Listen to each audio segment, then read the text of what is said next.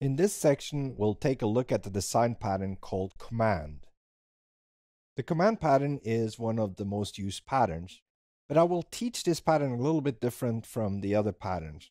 What I'll do is I'll introduce the command problem in code and do some refactoring of some problem to show how you can use the command to encapsulate functions.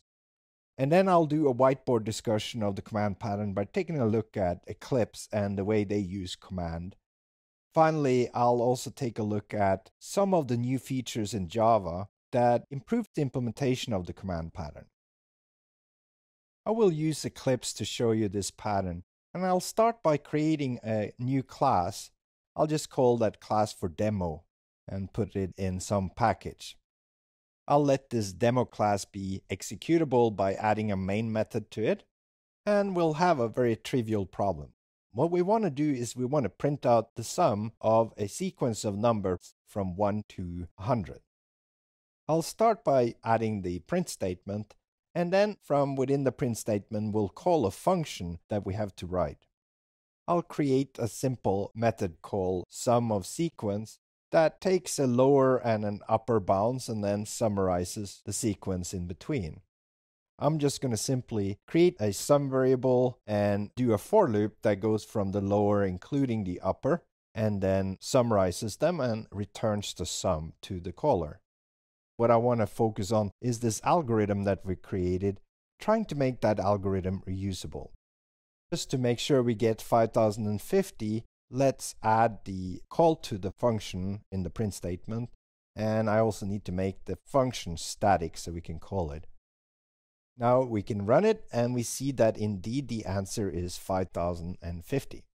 Now that we've proven that we can do that, let's say someone gives us a different problem. And in this problem, they want us to print out the sum of squares in a sequence.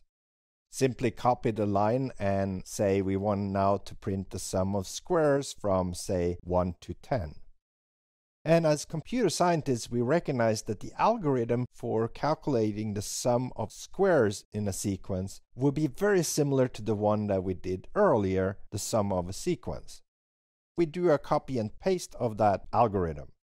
And after we've copied the algorithm, now all we need to do is to change the name of it to be sum of squares. And also where we accumulate, we have to make sure we accumulate the square rather than just a number.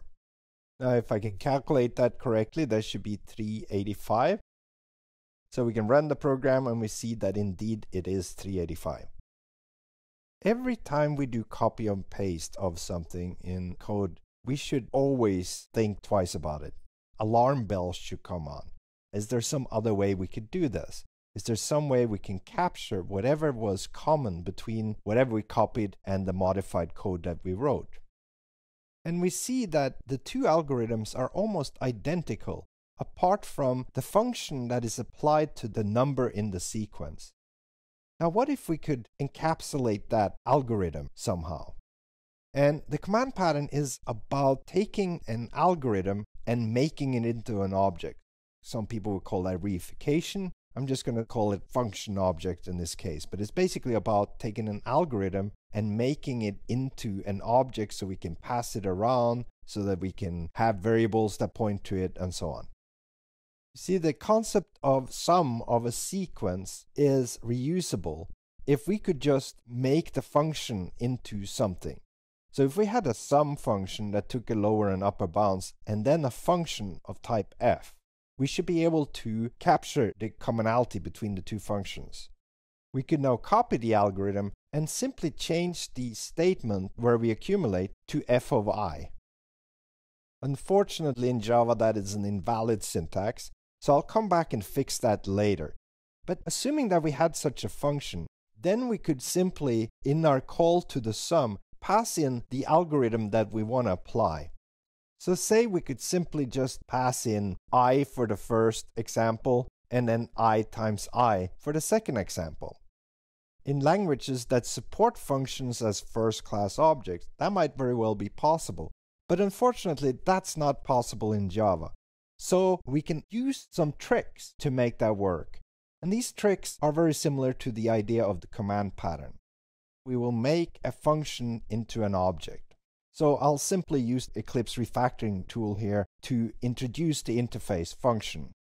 For this to work, we would basically introduce a method apply, so we can apply the function to the value of I. Again, I'll use Eclipse tool to introduce that method to the new interface. For this to work, we will have to use another trick, and I'll use anonymous inner classes to do that here. So I'm introducing a new class on the fly. So I create a new function, and then I'll implement the apply method so that as a client, I can specify which algorithm I want the sum function to use. In the first example, we simply wanted to return I because we're just doing a sum of the sequence itself. I'll do the same for the second example, except now on the apply, I will return the square of the number passed in. And we see the net effect is I can delete the two previous functions and get away with only having a single function for sum. Let's also run it to just make sure that we get the same result. And we see that, yes, indeed, the same result is produced from this, even though we only have one sum function. So what we did is we took a function or an algorithm and we encapsulated it into an object. And many languages have this idea of having functions as first-class citizens. And for those that are used to programming in such languages such as Lisp or JavaScript or Scala, this idea of taking an algorithm and making it into an object, a first-class citizen, is a very natural thing. So in Java 8, they introduced this concept of lambda expressions that makes implementations of this type of constructs a lot more natural.